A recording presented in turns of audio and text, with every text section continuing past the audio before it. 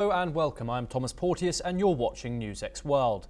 Let's take a look at some of the top stories. At least 52 Palestinians are killed in Israeli strikes today, including 33 at a Gaza City school sheltering displaced families, according to reports. And Israel says the site hosted key terrorists, but rescuers report most victims were women and children.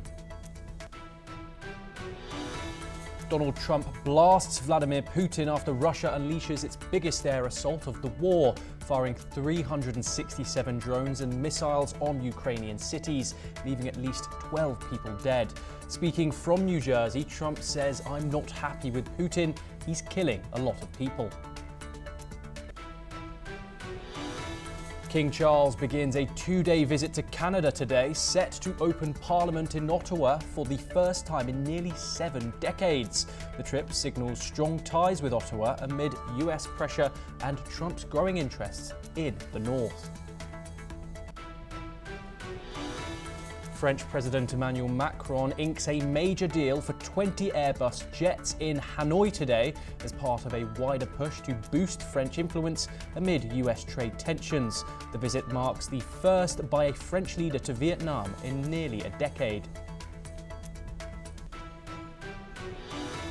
Donald Trump agrees to push back a massive tariff hike on EU goods to July the 9th after a good call with European Commission Chief Ursula von der Leyen. Trump warns he's still ready to impose 50% tariffs if a deal isn't reached swiftly.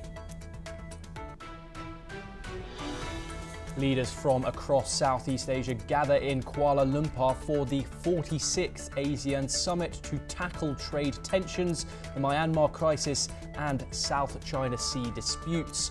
Malaysia hosts amid tight security and back-to-back talks with the GCC and China.